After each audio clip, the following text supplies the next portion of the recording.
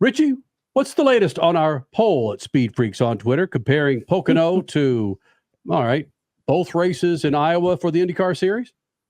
It's getting close. It is very close right now. At SpeedFreaks on Twitter, we are asking, what was the more boring race, Pocono NASCAR or IndyCar at Iowa? NASCAR leading 51%, IndyCar 49%. We did get some responses from Christopher on Twitter that were great. He said at 2 votes, it was 50-50. Then all heck broke loose right before my very eyes. Subjective, controversial, accurate, democratic, none of the above. You get it. Yes. Crasher, you're going to have to help me out here because you are the analytics genius, at least in this house. And the 2 races that we saw this past weekend, and our friend Jessica Peters, who is there covering some of the race for us, saw it as well. And in Iowa, thank you. And shared some stats with us. This is not Iowa that we're used to. Oh, this is not the Pass Fest that we're used to. And Crasher, a lot of people are blaming this new car, this new power plant, right? Including drivers, yes. Because there's added weight, the downforce has changed. None of this is matching up with the tire, which apparently is too good. And then, of course, throw in the partial repave that Iowa did before the NASCAR weekend. It's produced, well, Mid-Ohio wasn't even a great passing race. If we're just going with the statistic of passing, Mid-Ohio wasn't great last weekend either. But here, this is just interesting to me. Let's just compare Iowa races. Last year was a doubleheader. This year was a doubleheader. Go ahead and put the graphic up. Nathan Brown compared race 1 of 2023 to race 1 of 2024. As you can, if you're watching us on TV, you could see it on the graphic. 2023, 1,500 total passes, 319 of them for position. Fast forward 1 year, this year, Iowa race 1, only 192, down from 1,500. 192 passes, only 100 for position. Well, it got worse when it came to race 2.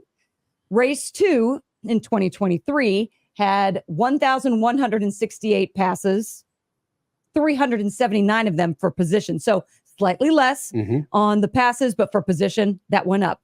And then 2024, 204 total passes, of which Will Power was, 22 of them?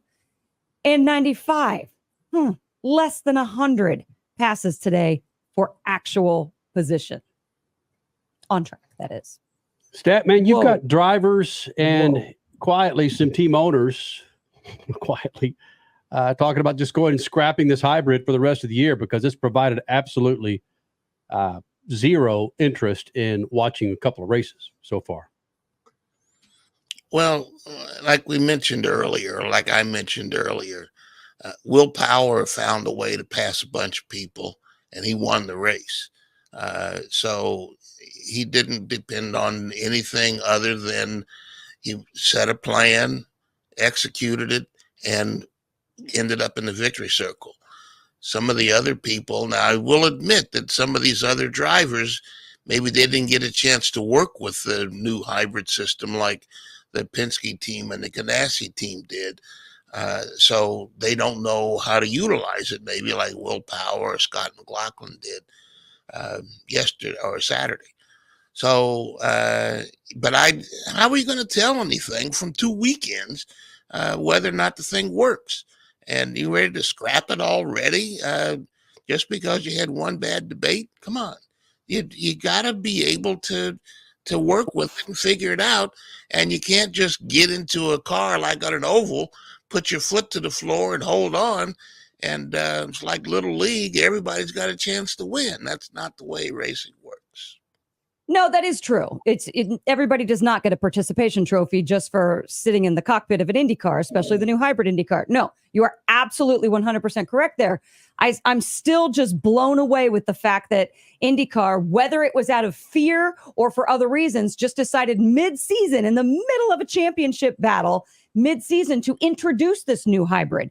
And then all of a sudden, what some of the drivers are complaining about, whether it was Alex Palou when he said today was just a complete snooze fest. And then Pato O'Ward backed that up with some other similar comments. And then Ed Carpenter coming out saying this hybrid system needs more testing, because what it's done mid-season is taken a great product and lessened it and made the product worse mid-season. So not just getting in the middle of a championship battle going on that obviously should not be messed with mid-season, but also making a product bad. And you're in the middle of a dog days of summer for stick and ball sports where you need motorsports to rise. We talked about that at the beginning of the show. So there's lots of reasons. It's not just the fact that, oh, we got a heavier car, got to deal with this battery recharge system and, oh, the tires. And it's not just that. It's just everything else that comes with it. And when it makes your product worse, then that makes everybody stand up and go, this was a bad decision. No, I don't know if we have enough data to figure that out yet. It's only been 2 weekends, one road course and one oval. So yes, that we do need some more testing. I'm not saying it's going to work or not work, but we do need some more testing. You can't throw everything away just because you lost a race.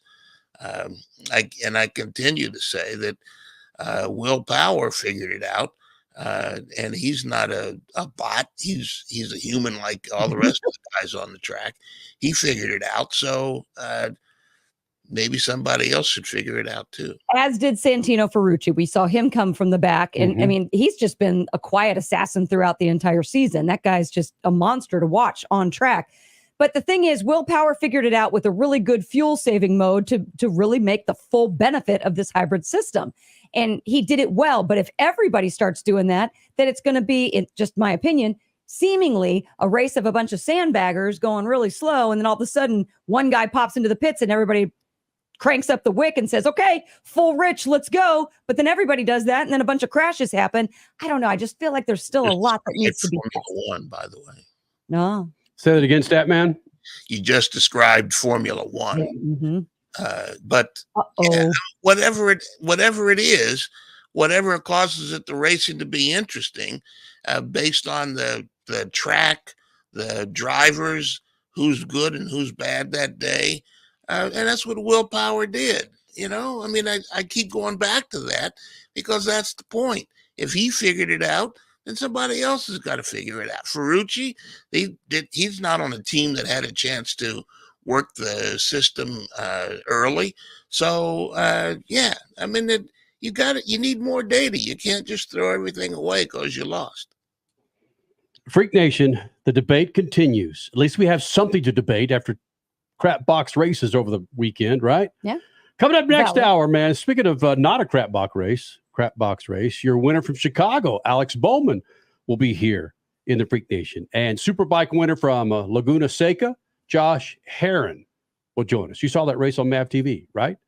More freaks coming up. Speed Freaks Pits and the Lucas Oil Studios. Speed Freaks, Motorsports Radio, redefined. Summer is finally here. Cookouts, pool parties, and rising gas prices. Time to start using Lucas Fuel Treatment. Lucas Fuel Treatment improves mileage, increases power, and lowers emissions. It's a virtual tune-up in a bottle. Just pour it directly into the tank for a dramatic improvement in the performance of your vehicle. Good for gas and diesel engines. Lucas Fuel Treatment. Get it now at your local auto parts store. The Bommarito Automotive Group 500 at Worldwide Technology Raceway is not just a race. It's a spectacle. Friday, August 16th and Saturday, August 17th. The race everyone talks about. The Bommarito Automotive Group 500. Only at Worldwide Technology Raceway. Go to WWTRaceway.com now because the first deal is the best deal. Brought to you in part by the Illinois Office of Tourism and Discover Downstate Illinois.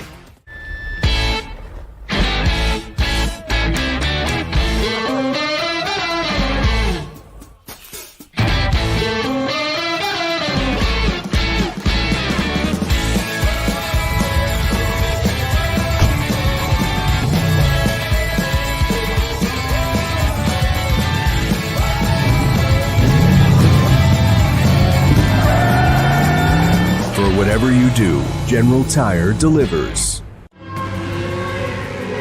Dragging your knee at 100 miles per hour. doing a double jump with some extreme flair. If you're into two-wheel racing, make a standing date for Tuesday night on MAV TV. Two-Wheel Tuesday will showcase the world's best motorcycle racers on the most challenging tracks. Whether it's the treacherous high-speed ballet of road racing or the handlebar-to-handlebar combat of the dirt arenas, MAV TV has your two-wheel fix every week on Two-Wheel Tuesday.